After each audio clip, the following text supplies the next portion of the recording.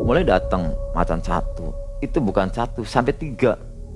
Dari yang belang, yang putih biasa, dan ada yang hitam. Itu loncat-loncat. Jadi ya kan batunya ada banyak sih, ada batu gerobok, batu gajah, Sebesar apa batunya? gede-gede. Kalau batu Badadaran itu cuman segini kecil ya istilahnya. Kalau batu gerobok tuh gede kayak serumah ya.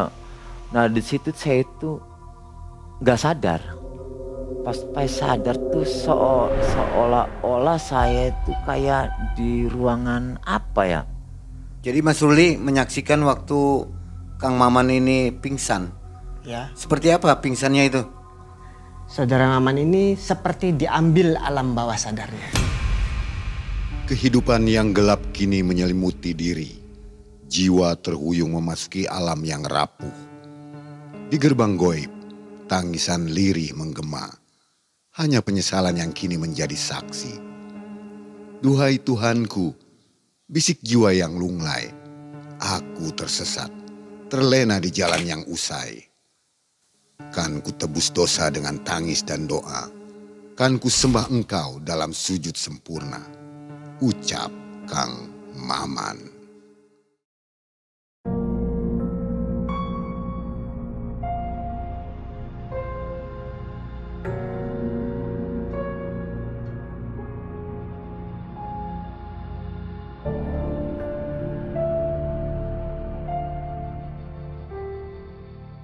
Assalamualaikum warahmatullahi wabarakatuh. Waalaikumsalam. Sobat MM dimanapun sobat berada, senang sekali hari ini kita jumpa lagi ya. Sobat, ada narsum namanya Kang Maman. Apa kabar Kang Maman? Alhamdulillah sehat. Kang Maman ini di tahun ini ya 2024 punya pengalaman yang wajib dibagikan untuk kita semua. Ini mengenai ketenangan kehidupan, ketenangan jiwa ya. Jadi Kang Maman punya pengalaman ripuh hidupnya. Maksudnya apa? Repot gitu ya. Iya, jadi Berantem ketekanannya mulu luar sama biasa. istri gitu ya. Nggak tenang. Tapi dengan perjalanan yang ditemuinya ke beberapa tempat itu ya. Banyak ya. Banyak. Akhirnya menemukan adem-adem. Sekarang jadi tenang gitu ya. Nggak perlu kaya tapi tenang begitu ya. Kang Oman, apa aktivitas sekarang kegiatannya? Sekarang itu lagi jadi guide di Petilasan Keramat Cimandung. Oh Iya. jadi berlanjut ya. Berlanjut.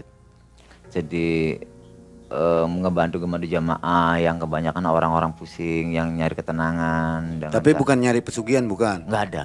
Nggak ada Kalau pesugihan ada ya? saya sendiri yang duluan. Tapi emang nggak ada. Kayaknya nggak ada Kepengen itu cari tuh. pesugihan? Enggak. Enggak ya? Ternyata kayak itu bukan solusi, bukan tujuan hidup untuk bahagia. Bahagia itu adanya ketenangan dan kenyamanan. Betul sekali. Nah jadi sobat jangan kemana-mana, dengerin kisahnya, nonton baik-baik sampai akhir kisah ya. Baik, mudah-mudahan sobat semua selalu sehat ya dan rezekinya melimpah. Amin. Malam mencekam, semakin malam semakin mencekam. Kita simak Kang Maman.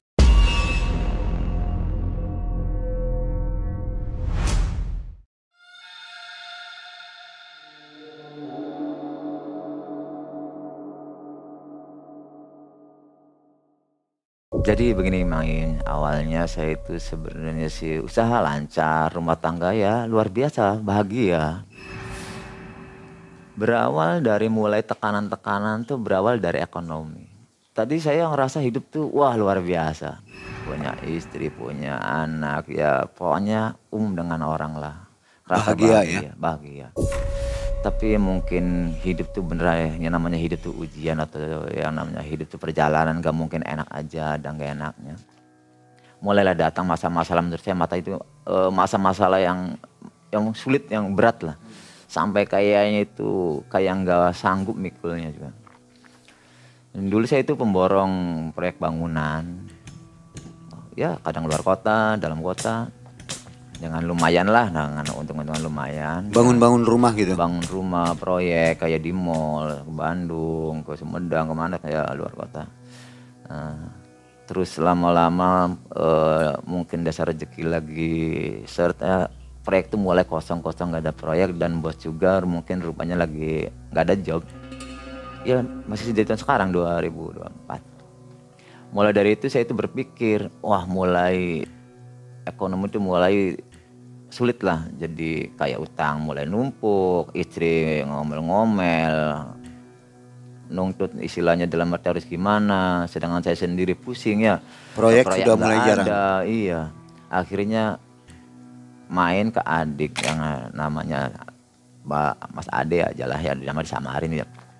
Mas Ade nyaranin, apa salahnya belajar jualan bebek goreng. Dengan adik saya itu mulai, ya coba-coba. Pertama ngambil bebek dulu, coba jualan di pakai gerobakan. Masih ada modal di situ? Masih ada gerobakan karena modal awal cuma ngambil bayar gitu ya setoran. Lama-lama, kok bisa, mulai jalan. Ya dapat keuntungan 100 antara 150 lah lumayan. Nah, berjalan sehari 2 hari sampai seminggu itu, wah apa salahnya nih ya jualan sendiri. Mulai jualan sendiri, sebenarnya udah berjalan, omset udah naik. Nah mulai pengen buka cabang dalam artian bikin kios bebek goreng biar lebih meningkat awalnya. Nah istri juga dukung awal sih, ya, jadi modal itu tuh mulai buat ngontrak, bikin beres-beres kontrakan, bikin kios, akhirnya berjalan. Tapi mulai malah tekanan lebih gede. Jadi kadang-kadang yang kita bayangkan tidak sesuai yang kita inginkan. Sebelumnya ikut dengan teman?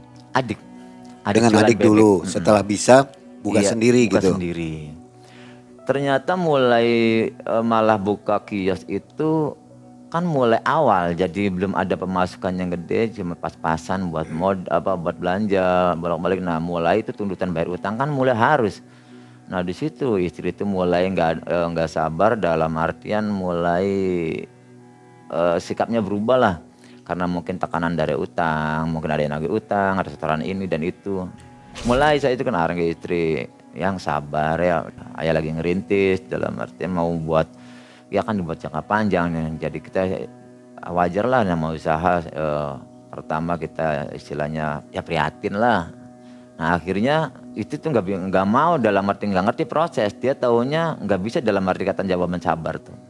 Dia tuh ngomongnya emang bisa makan nama sabar, emang beras ada sendiri.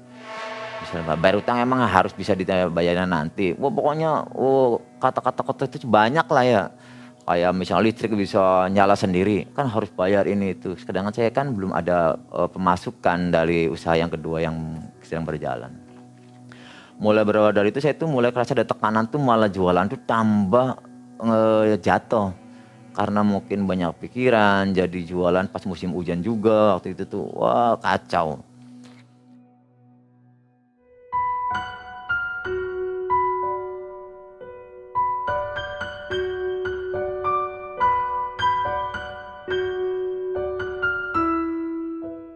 Terusan istri ngamuk-ngamuk, nah di situ tekanan tuh. Nah mulai berawal itu temen main, ya namanya ya disamarin Mas Yanto aja lah. Ya sharing curhat di warung bebek. Ya cerita saya keadaan saya kayak gitu, dalam artian perasaan saya itu sekarang hidupku gila, pusing, stres sampai kayak tekanan kayak wah paling berat sendiri. Dia juga nyaranin, emang lu aja yang istilah pusing, saya juga pusing. Nah dulu juga ngalamin lebih dari lu ngomongnya terus. Kata dia tuh, sok coba sekarang tuh makanya kita belajar spiritual ke spiritual ke kolbu, dalam artian nyari ketenangan dan nyari solusi. Biasanya larinya ke Majelis Zikir. Kalau dia Mas Yanto cerita, sok coba nanti kenalin ke Ustadz yang ada di Majelis Zikir itu tuh, wah tenang saya dulu ngerasain. Nah berawal dari itu diajaklah saya tuh sama Mas Yanto tuh ke Majelis Zikir. Jadi usaha ditinggalin ya? Iya tinggalin. Bebeknya tinggalin? Tinggalin. Karena udah tekanan kencang, bebek tuh tinggalin. Nah ya, masih ada satu, istri coba jalanin sendiri dengan sendiri. Tapi saya tertinggal karena stres, dalam arti kalut lah. Mulai berawal dari itu saya itu mulai zikir, di saring masjid itu saya tuh di situ harus tirakat. Nah, tirakat tuh pasrahin diri ya ke Maha Kuasa dengan cara fokus ibadah di situ, berdoa, ibadah, sholat apa, tapi fokus itu tinggalin dunia dulu. Izin istri nggak itu? Ya sebenarnya ya izin, tapi izin istri juga gimana ya? Ya izin tapi seolah-olah yang gak ikhlas gitu sih. Tapi saya kan mikir nyari solusi sebenarnya kan dalam arti masalah ini kan, karena kata Mas Yandi itu semua masalah Allah yang bikin, ya Allah yang bikin jalannya. Nah mulai dari itu saya tuh mulai di Masjid curhat, cerita sharing sama Ustadz, dan di saran itu ya kata Ustadz itu cobalah di sini dulu, tinggalin dunia dulu, fokus. Yang namanya masalah itu berarti kamu lagi sama Allah, coba deketin sama Allah dulu. Nah akhirnya saya itu dengan saran dia saya ngikut, mulai di majelis zikir dengan diajarin puasa, sholat, zikiran malam. Berjalan sehari 2 hari dan apa. Nah ada lagi suruh sodako. Nah di situ yang saya kurang masuk dengan hati saya itu keadaan lagi sulit. Saya itu tuntut sodako. Di majelis kan ada suatu macam rutinan ritual kayak macam tawasulan. Jadi di situ tuh kan butuh dana. Jadi kalau misalkan bab rezeki itu dengan sodako itu lebih mengena katanya. Saya kan cerita, saya itu lagi kayak gini kok masalah di pasar sodako. Ya sodako itu untuk mancing rezeki. Nah saya itu coba sampai utang-utang. Di situ saya coba utang-utang ternyata bukan solusi, saya malah utangnya numpuk. Rezekinya juga nggak ada karena nggak ada ketulusan menurut saya sih dalam ibadat. Utang-utang kemana tuh? Ya utang ke teman, minjem ini buat ke teman, sodako, ke saudara buat sodako dalam arti biar rezekinya lancar lah. Ternyata bukan lancar malah banyak utang. Nah dari situ ada kurang kenyamanan di majelis itu, kayak ada tekanan ya harus itu sodako kayak gitu untuk membantu majelis. Saya curhat dengan temen itu Mas Yanto, curhat lagi, ngobrol. Toh ini gimana ya? Saya itu sering ke majelis itu nyari solusi. Kok nyari orang bermasalah ya, kepengen keluar dari masalah, ini tambah masalah. Masalah tambah banyak, utang banyak. Katanya tuh, wah iya itu kurang masuk kayak gini sih ya. Emang ajaran sih bener, ya emang ajaran bener, tapi kok kayak gini perasaan tuh, wah nggak masuk saja. Ada enggak? Oh saya dulu ada. Coba di ini Masjid Merah di daerah Depok, Jamblang tuh.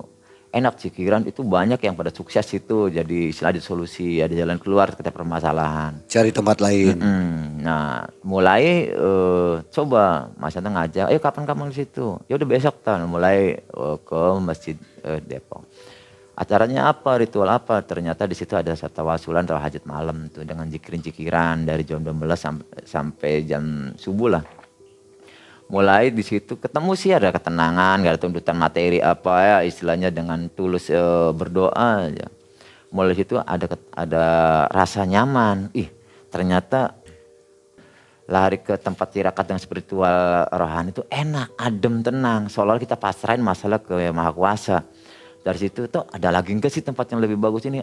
Ayo mulai sekarang kita wisata religi lah, muter-muter ziarah-ziarah ke tempat-tempat keramat-keramat atau makam-makam wali-wali Allah lah gitu. Di satu tempat berapa malam itu? Di situ tuh kayaknya 5 malam, 5 kali malam. Beda-beda ya? Iya beda-beda. Jadi malam ini besoknya jadi tiap malam, cuman acaranya jam 12 sampai jam 3. Mulai dari itu Mas Yanto nawarin, yuk kita pindah ke Keramat Talun di daerah Cirebon Girang. Ayo siap deh, udah malam enak ya. Ternyata tempatnya tuh enggak hening, enggak sepi, rame. Jadi banyak orang, wah jadi perasaan tuh enggak ketemu rasa nyamannya. Sedangkan saya nyarinya tuh yang hening, sepi, yang bisa untuk introspeksi diri atau tafakur. Mulai dari itu, wah enggak ketemu tuh di sini enggak enak. Terlalu rame, ya udah kita nyari lagi, ngobrol-ngobrol itu dengan yang lain. Ada di masjid ini Dagan dan Sampiran itu makam Syekh Bayanila, main ke situ tapi dalam hati tuh nggak tertarik ya di masjid kayak kuburan kayak gitu tuh ya. Mulai itu ya udahlah pulang lagi aja ke Masjid Depok atau ke majelis. Nggak taunya sampai di jalan tuh lewat itu ada tulisan Keramat Cimandung. Kayaknya tertarik nih, ini tempat apa Keramat Cimandung tuh. Nah mulai kata saya tuh, Tok yuk apa salahnya kita mampir yuk, ngopi-ngopi apa, ayo yuk mampir di situ. Nah disitulah ketemu dengan Abah Joko tuh kuncian dari situ, dia ngobrol sambil ngopi-ngopi. Dari mana? Ya ini dari tahun lewat. Ini wah tempat apa? Ini Keramat Cimandung. Boleh saya tahu nggak tempat apa ini tuh? Ada kuburan nggak? Nggak ada. Itu tempat apa ini? Ini dulunya tempatnya Mbah Kusangkan, itu dalam arti nyari petunjuk atau istilahnya nyari solusi harus kemana dan jadi dirinya. Wah ini tepat nih, saya itu lagi nyari, saya itu harus gimana ya. Saya emang lagi ada masalah, tok cerita ke Abah Joko tuh ya. Jadi saya itu pengen nyari solusi dalam masalah saya harus gimana terusan. Oh ya Bang, ini bener tempatnya. Coba di sini dengan acara ritualnya gimana? Kalau di sini kebanyakan puasa, ya udah apa aja lah. Karena pikiran lagi apa ya, lagi pusing atau lagi kalut, saya turutin. Sok mau nurut aja lah gimana? Menurut Abah Joko gimana? Ya udah sini puasa 3 hari, mutih, buka sekali. Gitu. Kalau bisa 7 hari. Karena saya pemula belum pernah tirakat ya, ya udahlah 3 hari saya sanggupin. Jadi pas malam itu saya tuh sampai nggak pulang langsung. Yanto malah yang pulang, saya nggak, karena yakinnya saya sampai nggak pulang.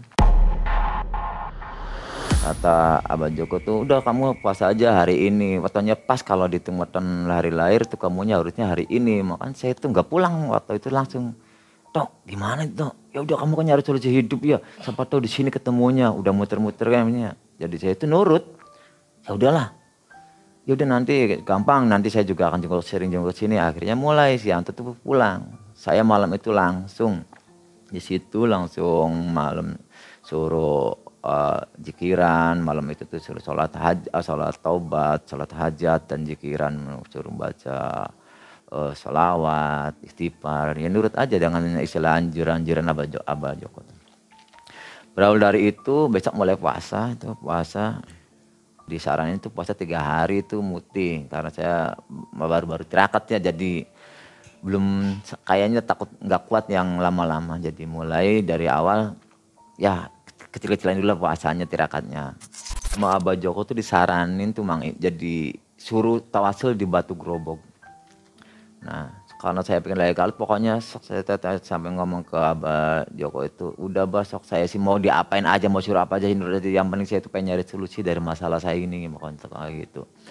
Akhirnya mulai suruh tawasulan dengan diawalin di imamin sama dia, istilah kasarnya dibukain lah goibnya lah, jadi sama dia tuh ditawasulin, terusan udah itu tinggal sendiri, yaitu di Batu Grobog. Nah berawal itu saya itu disaran sama dia udah pokoknya baca surat Al-Ikhlas seikhlasnya. Ya udah nurut, pokoknya apa aja nurut lah pokoknya. Jadi di Batu Grobog saya itu baca surat Al-Ikhlas seikhlasnya jadi ya asal baca aja surat Al-Ikhlas di situ tuh. Nurut aja dan tambahin yang lain-lainnya. Jadi mulai di situ baru ketemu namanya spiritual goib itu bener.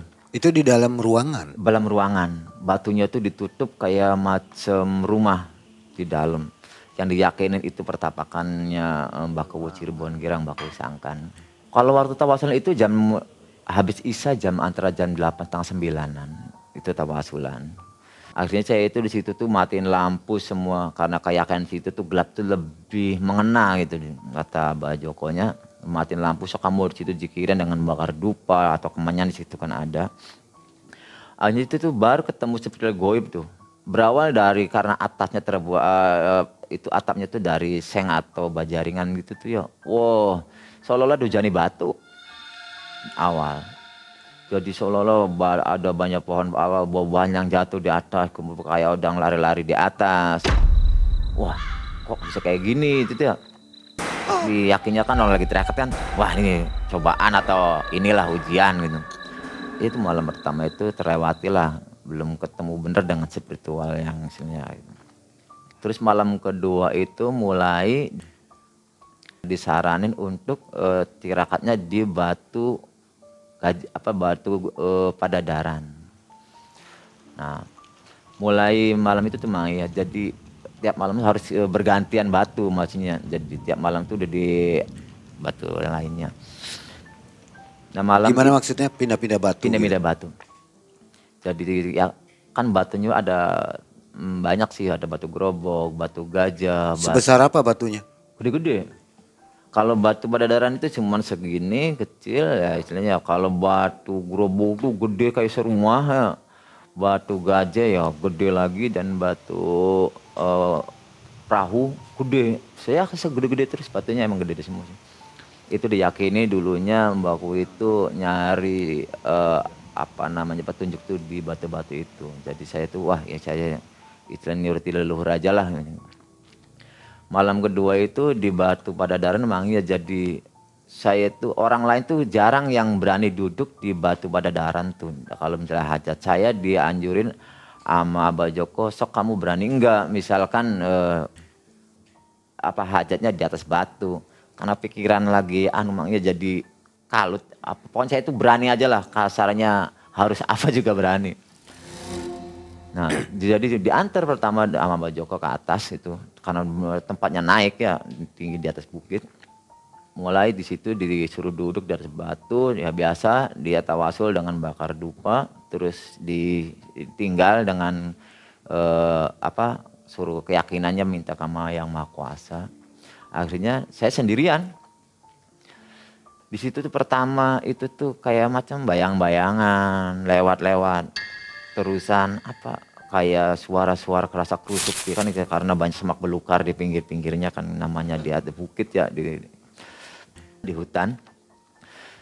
Nah di situ tuh mulai tuh ada anak kecil tuh, kira anak kecil berlari-lari malam tuh. Saya udah yakin ini pasti bukan makhluk biasa, ini pasti kayak macam-macam makhluk astral. Nah di situ saya kaget, tapi karena saya yakin lagi tirakat atau ritual, ini ujian.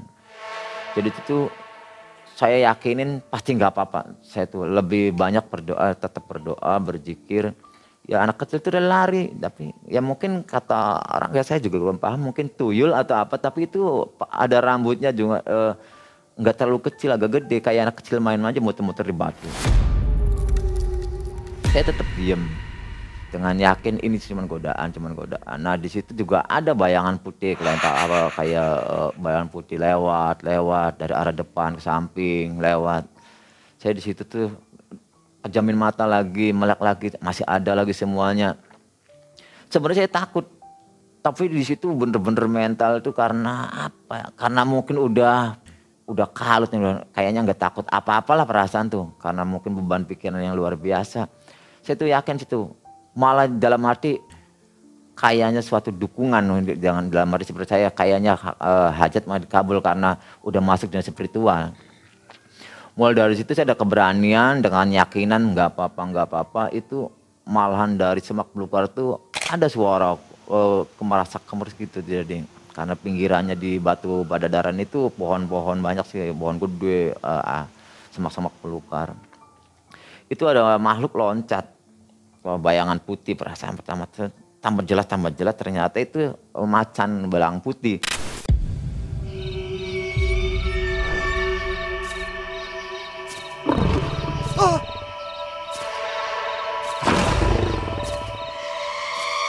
Itu saya pengen lari, tapi lari juga percuma itu ya. Akhirnya ya udahlah pasan aja, saya yakin gini bakal nggak apa-apa. Yo dia berkeliaran di depan, duduk diem ngeliatin. Saya juga karena biasanya nggak ada ini pasti ini ujian. Di situ nambah yakin saya itu, karena saya bayangan saya itu kebanyak ujian, kayaknya lebih mengena pasti doa saya. Dari situ saya itu mulai menjamin mata dengan berdoa, lama-lama tuh hilangnya sendirinya. Nah menjamin mata itu ada kayak cahaya putih, seolah-olah itu lorong kayak pintu. Karena pernah dengar situ ada pintu dunia lain atau goib situ, tapi saya tuh nggak berani untuk datang atau cuma saya yang lihat, menjamin mata terus berdoa. Akhirnya sendirinya itu hilang dengan sendirinya. Nggak minta sesuatu di situ ya? Enggak, belum. Jadi nggak ada minta apa mah nggak ada. Dari situ tuh nggak ada permintaan pengen apa. Jadi cuman saya itu tuh hajat langsung ke Yang Maha Kuasa. Ya kepengen solusi masalah pribadi beres, dengan istilahnya kepengen usaha lancar, itu aslinya sih.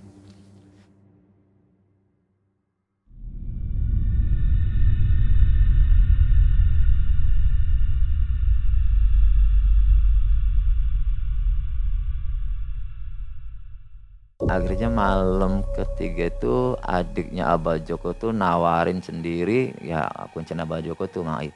Nawarin itu di Batu, tinggal pindah ke Batu Gajah. Di Batu Gajah itu saya itu ditemenin sama adiknya Abah Joko tuh Abah Uus namanya. Samarin aja ya Abah Uus. Nah di situ tuh kayak diimamin itu tuh dia yang depan, di awalnya dibuka, misalnya kayak goibnya apa. Di situ tuh saya itu ngerasain tuh mang ya kayak batu tuh ada bulu-bulu kayak gerak-gerak. Saya itu pengen ngomong ke apa gimana ya, dalam artinya kan dia juga menjamin mata dengan lagi berdoa. Terusan ada kayak burung-burung kelelawar nabrak-nabrak lewat ke nabrak telinga gitu tuh ya. Kayak bayangan-bayangan gitu. Di situ saya kan tempatnya batu tuh tinggi di atas, jadi kelihatan semua bawah-bawah tuh. Nah di situ juga anak-anak kecil kayak gitu lagi ada lagi, ya lagi pada mainan di bawah, dia apa? Ya itu lebih banyak ya, jadi kayak muter-muter mainan diputer di batu-batu. Ya karena yakinnya itu yakin cuman godaan kayak gitu, mungkin emang yang tempatnya di komplek kayak gitu ya, namanya kan ya, tempat kayak itu jadi wajar lah ada makhluk astral gitu, makanya udahlah anggap aja itu sih dia lagi main sendiri. Akhirnya saya terus berdoa dengan Abah Uus ya, dia terus sama jikiran sampai malam itu sampai itu hampir subuh. Nah habis itu udah malam berarti keempat saya disaranin itu pindah ke Batu Perahu. Nah di situ saran saya sendirian. Batu Perahu itu di situ diyakinin itu yang paling auranya terbesar. Karena itu di lembah, di pinggir kali. Wadah itu ngeri tuh. Pengen gak berani sebenarnya. Tapi karena lagi kepengen lebih dijabah itunya. Disaran nama Abah Joko tuh ya udah siap lah istilahnya kayaknya rasa takut tuh nggak ada, pengennya itu doa dikabul cepat hidup berubah dalam artian istri ya baik lagi, usaha lancar lagi, dalam arti yakinnya tuh kayak gitu, jadi nggak ada pikiran yang mungkin dimakan apa makhluk apa perasaan nggak ada, karena diyakinnya sama Abah Joko tuh nggak bakalan dimakan ini, jadi saya yakin. Jadi saya dulu dalam keempat itu saya nurutin, akhirnya diantar sama Abah Joko ke tempat Batu Perahu. Nah di situ sama aja ritualnya sih, di atas batu duduk, saya tuh mulai jikiran ditinggal sama Abah Joko tuh air banjir tapi nggak ada itunya, nggak ada airnya. Suara-suara enggak, ini cuman perasaan gitu ya. Angin-angin datang dengan ya angin kayak muter-muter seriwing, itu cuma perasaan. Mulai dari itu saya terus berzikir mungkin selama setengah jam dengan ada dupa dibakar dengan aroma dupa. Saya itu mulai kerasa dengan udara-udara dinginnya. Mulailah di situ ada kayak bayangan-bayangan mulai datang dengan apa? Nyitanya jadi kayak bayangan-bayangan tuh kayak kabut-kabut yang datang muter-muter. Nah mulai dari arah sebelah sana itu dari pinggir batu, nah makhluk nongol lagi ke bayangan putih, ternyata itu ya macan lagi. Macan loncat-loncat di batu-batu. Ya karena udah ngalamin kemarin, saya yakin ini godaan aja, cuman ya tetap ya merinding sih, ya takut. Macan loncat-loncat ke depan apa, saya kebanyakan ya merem kalau lihatin merem lagi, ya pokoknya badan sih kaku lah istilahnya sampai apa. Tapi lebih difokuskan ya ke doa, maksudnya yakin ini. Nah mungkin karena kemarin diceritain nanti kalau ketemu kayak seperti ada makhluk astral, biasanya dia tuh ikut pengen berdoa bareng. Di situ keyakinan bikin nggak takutnya tuh. Mulai datang macan satu, itu bukan satu sampai 3. Dari yang belang, yang putih biasa, dan ada yang hitam, itu loncat-loncat. Terus dari itu dari atas, karena itu di bawah lembah, dari atas tuh suara kayak burung malam tuh. Mulai rame, burung malam, terusan kayak ada suara gemerisik-gemerisik, ternyata itu ular datang dari atas turun. Di situ saya kepengen lari gimana lagi, tetap nggak berani sebenarnya sih, nggak berani, tetap lemes lah sampai harus gimana itu ya. Dari itu saya itu ya pengen lari gimana, kepengen bener karena itu lihatnya lembah itu, pokoknya saya itu udah pasrah lah. Akhirnya ular itu datang ke depan, cuman nyebrangin di depan batu aja, lewat nyebrang, cuman kepalanya cana, cuman ngeliatin.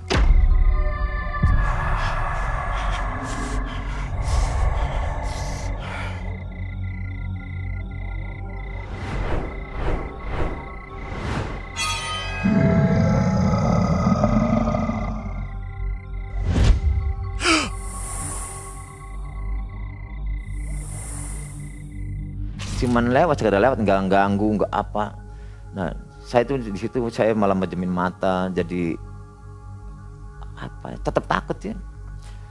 Nah, pas di situ saya mulai harus bener-bener diyakinin bahwa nggak bakalan apa-apa. Saya pokoknya dengan jika nambah dikencengin, pokoknya. Akhirnya di situ saya itu baca hasbunallah wa ni'mal wakil, pokoknya asma Allah, terus apa? Lama-lama tuh hilang dengan sendirinya. Akhirnya itu Abah Joko itu mungkin kontrol dari bawah tuh naik ke atas dengan keadaan saya gimana, terus disaranin udah cukup di situ ya. Siang tuh mulai zikiran lagi, biasa di musola kalau siang tuh.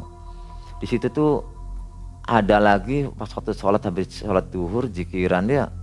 Ya ada lagi kayak macam megang punggung apa itu tuh ada lagi. Nah, sampai nanya ke Abah Joko tuh, bah, perasaan saya tuh di siang di punggung ada yang megang-megang itu. Cirinya gimana? Ya itu kayak nenek-nenek. Kalau dilihat lagi mundur lagi kayak jauh lah. Oh nggak apa-apa aja itu sih. Jadi kayak penunggu situnya di depan musola itu ada namanya balong pengantin tuh. Nah, terus dari situ saya tuh mulai ritual di Saran malam berapa ya? Berarti malam kelima ya, itu di Saran untuk ritual di batu bukan batu, sumur itu Mang, namanya sumur kahuripan. Sumur kahuripan sama sumur kejayaan. Nah, disitulah saya itu siang pertama dianjurin suruh kan puasa, buka puasa, saya itu sholat maghrib, terus malam saya zikiran di situ. Pas di situ saya tuh mulai berzikir tawasul di sumur kahuripan tuh ya. Di situ tuh kayak badan tuh ada yang aneh. Jadi seolah-olah nggak kekontrol badan tuh, kayak ada yang nabrak, ada udara nabrak. Nah, di situ saya itu nggak sadar. Pas sadar tuh seolah-olah saya itu kayak di ruangan apa ya? Ruangan putih, hampa. Jadi saya tuh di situ, wah, apa dia cerita gimana ya? Saya tuh ada di mana gitu ya? Saya itu sampai apa saya meninggal apa gimana? Saya tuh nggak ngerti. Nah, saya coba lari ke sana, kayak nggak ada ujung, nggak ada pinggir, jadi seolah-olah putih semua itu. Coba lari balik lagi dengan istilah teriak-teriak minta tolong ke siapa, nggak ada siapa-siapa ya. Akhirnya mulai dari situ saya itu wah sampai capeknya kayak pegel banget. Akhirnya saya itu duduk dan berdoa, ya Allah saya harus gimana ya, dari perasaan tuh sampai pegel lama bolak-balik nyari kemana nggak ketemu. Sampai istilahnya nyebut-nyebut yang saudara siapa, pokoknya pengen ya tolong siapa aja yang saya ingat itu yang nggak ketemu-temu. Jadi kayak ruangan di situ serba putih, hampa. Apa ya, jadi susah diterangin, jadi seolah-olah nggak ada apa-apa. Saking capeknya muter-muter lari ke sana kemari itu saya itu seolah-olah diem. Nah, diem saya itu sudah mulai dipasrahkan ya Allah telah terlalu gimana ini ya.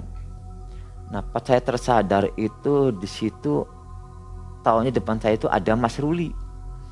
Dan Mas Ruli itu ngomongnya saya itu di situ tuh nggak sadarkan diri selama 2 hari. situ tuh. Sedangkan saya tuh perasaan tuh nggak terlalu lama di situ. Saya nggak sadar, maksudnya kalau ditanya sama Mas Ruli gimana, saya taunya ya cuman kayak gitu. Tapi menurut Mas Ruli itu saya itu 2 hari nggak sadarnya tuh. Jadi kayak orang gila ngomongnya. Tapi ada keanehannya ngomongnya. Jadi banyak kelebihan dari mulai hilang nggak sadar itu tuh, saya nggak inget tuh. Ini Mas Ruli siapa ya? Mas Ruli itu sebenarnya teman, tapi dia juga mungkin punya kelebihan. Saya juga baru ketemu lagi, itu teman dulu. Ketemu di situ. Ketemu di situ. Kebetulan ya? Kebetulan. Nggak tahu, jadi saya kan nggak sadar. Jadi waktu itu mungkin dia kenal sama wak kunci situnya, mungkin minta bantuan ke Mas Ruli, nggak tahu. Saya tahunya di situ ada Mas Ruli, itu teman akrab saya dulu sebenarnya sih. Jadi mungkin dia yang nolongin, nggak tahu gimana, kurang tahu. Jadi yang saya inget pas melihat itu, pas sadar tuh adanya Mas Ruli. Mulai dari itu saya itu sama Abah Joko tuh dipercaya untuk ngurusi jamaah-jamaah yang ada di Petilasan Keramat Cimandung. Malah saya itu bertanya sama Abah Joko, "Bah, saya tuh sebenarnya tujuan saya tuh nyari solusi dalam masalah keluarga atau hidup saya. Kok kenapa jadinya ketemunya larinya kayak seperti ini?" Nah, di situ saya dapat wejangan dari Abah Joko. Ternyata semua yang kita inginkan itu mungkin bukan yang terbaik menurut kita, menurut Allah. Jadi yang terbaik menurut mungkin kayak gini, kata Abah Joko tuh. Jadi mungkin doa saya itu jawabnya tuh bukan yang saya minta, tapi diberi yang mungkin yang lebih baik kayak.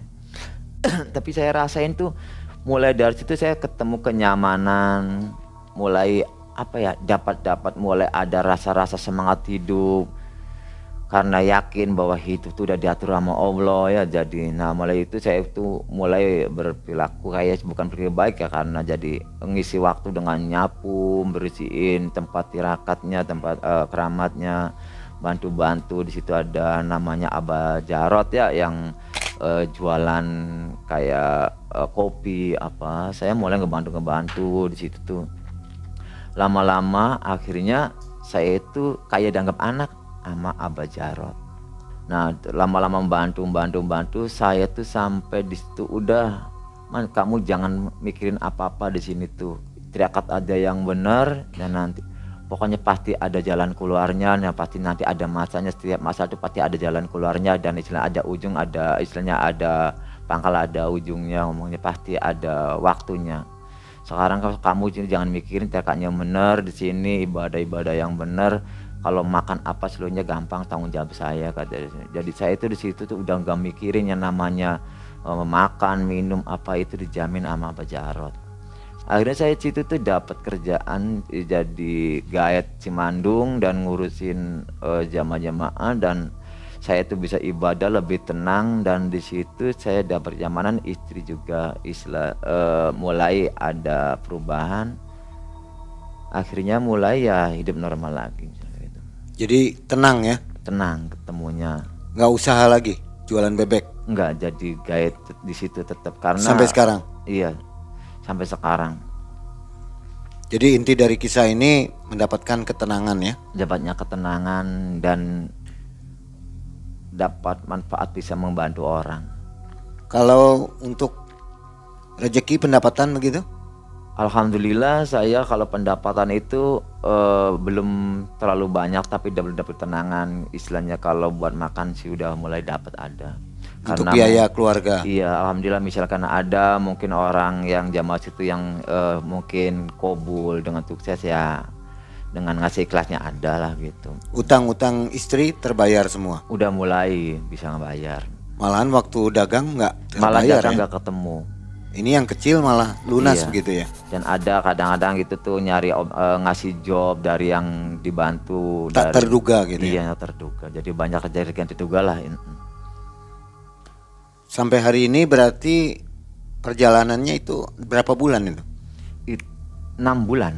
Lamanya 6 bulan dari keluar rumah. Dari mulai majelis zikir dan mulai tempat-tempat ziarah, tempat tirakat itu selama 6 bulan. Oke. Ada saran nggak untuk penonton Malam Mencekam dari kisah ini? Ya hikmah dari pengalaman saya pribadi. Ternyata hidup tuh yang paling saya rasakan, ternyata hidupku yang paling hebat tuh yang bisa menerima, bukan menuntut. Ikhlas. Ternyata ibadah kalau dalam tuntutan itu ternyata bukan malah bener, malah rusak. Karena nilai ibadah itu adanya dari keikhlasan dan terima dalam hidup. Karena kita makhluk Allah, ya kita terima yang diatur Allah, dan kita istilahnya ya jalani aja lah yang diperintahin Allah apa. Jadi dalam ibadah jangan meminta. Jangan gitu. meminta, adanya keikhlasan. Jalani aja. Jalanin aja. Biar nanti Allah yang mengatur ya. Jadi Allah tuh kadang-kadang saya tuh kemarin pernah sampai berdoa tuh, saya sampai berhenti berdoa. Karena doa saya itu malah kadang-kadang terpikir saya salah. Doa ini kok dikasihnya lebih dari yang saya istilahnya minta, lebih keren. Ternyata Allah rancangannya lebih hebat dari rancangan sana, lebih hebat dari kita. Jadi makanya udahlah, hidup di dunia tuh intinya tinggal jalanin, nikmatin, dan ikhlas. Jadi bukan cari pesugihan ya? Bukan. Kalau lagi kalut, panik, jangan cari pesugihan gitu ya. Nah, saya juga dapat hikmah dari itu. Ternyata kalau hidup kita hidup tidak ada masalah, itu jangan panik. Di gelap itu ternyata lama-lama terang. Jadi masalah tuh ibarat kita mati lampu. Jadi kalau ada masalah tenang dulu. Nanti lama-lama juga kelihatan jalannya dengan sendirinya. Makanya saya itu kesini datang dengan Mas Ruli, istilahnya dia yang saksi cerita saya waktu saya hilang yang ingatan, nolong tadi yang ya? nolong nyembuhin mungkin saya karena nggak sadar. Itu namanya Mas Ruli, ada di sini orangnya. Boleh dipanggil ya? Boleh. Jadi sebagai saksi bahwa Saksi. memang waktu itu pingsan selama 2 hari ya? Iya.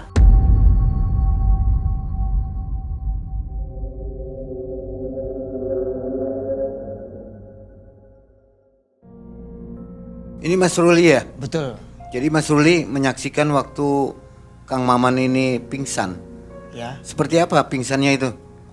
Dia itu di situ seperti orang ngeblank.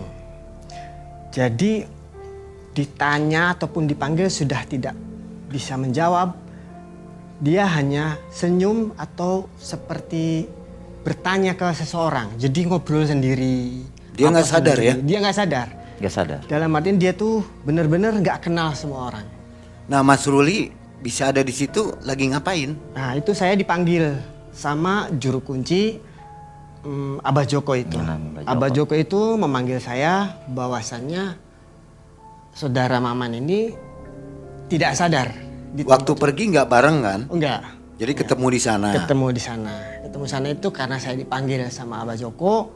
Akhirnya saya ke situ dan saya telaah dari semuanya ini. Saudara Maman ini seperti diambil alam bawah sadarnya. Seperti diambil alam bawah sadarnya oleh makhluk ataupun semacam jin ataupun kibau rekso yang nunggu Gua Cimandung itu. Atau untuk dicuci lah gitu ya? Mungkin. Nah dari situ ada kelebihannya, ada kelebihan tersendiri dari saudara Maman ini. Begitu dia itu nggak sadar, gini Mai, dia ini ada umat, ada jamaah lain yang ingin disembuhkan, yang ingin sembuh di situ. Dengan adanya Maman yang dengan tidak sadar itu, dia datangi orang yang sakit ini. Orang dalam yang sakit keadaan tersebut. tidak dalam sadar. keadaan tidak sadar dia ini. Ke orang pun nggak sadar, ke saya pun nggak kenal gitu. Nah, dipeganglah orang sakit tersebut. Sama beliau ini sembuh. Tadinya nggak bisa jalan orang tersebut sampai ditandu ke situ ingin berikhtiar untuk sembuh. Sampai dipegang doang sembuh. Bangun, Bu coba bangun Bu. Sama dia bareng. Saya bisa berdiri. Saya bisa berjalan. Ini mustahil katanya gitu. Saya di medis aja katanya nggak bisa, harus melalui tahap. Sakit apa itu? Stroke? Itu stroke ya tangan pun nggak bisa bergerak. Tapi dengan dia dengan tidak sadar ini dengan dipegang aja Mang. Dipegang, waras Bu gitu. sembuh detik itu juga. Jam itu juga saya, Bu coba bangun. Karena ini ada hal lain di badan dia ini, ada sesuatu yang lain yang mendampingi saudara Maman ini. Jadi bukan Kang Maman itu ya yang nyembuhkannya? Bukan, dari ada sesuatu seseorang, yang goib yang Nempel, memasuki ya. alam bawah sadarnya. Memasuki Setelah badan. sadar bisa ngobatin? Gini, waktu itu karena hanya ditumpangi sama sesuatu yang sakti mungkin ataupun makhluk yang hebat lah, karena itu bisa untuk kebaikan. Namun dengan diri Mas Maman dia mungkin belum memahami semuanya tentang ilmu itu. Jadi dia hanya bisa menghantar tour guide jamaah yang ada di situ. Setelah dia sadar itu orang yang dihantar setiap jamaah yang dihantar sama Mas Maman ini semuanya itu terlaksana. Iya, alhamdulillah. Semua terlaksana ijabnya.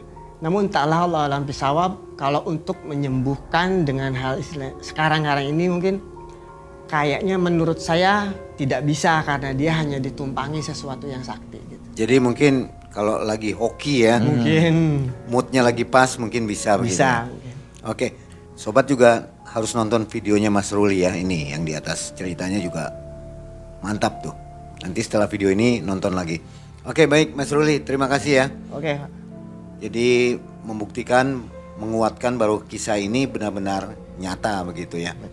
Dan Kang Maman akhirnya menjadi tenang dan bahagia sekarang ya. Alhamdulillah merasa bahagia. Ternyata Meskipun bukan harta segalanya. bukan harta. Jadi yang dikejar di dunia itu bukan harta ya. Iya, Ketenangan, kedamaian, ternyata begitu. Sobat Malam Cikam, demikian kisah dari Kang Maman, dan terima kasih juga ke Mas Ruli ya.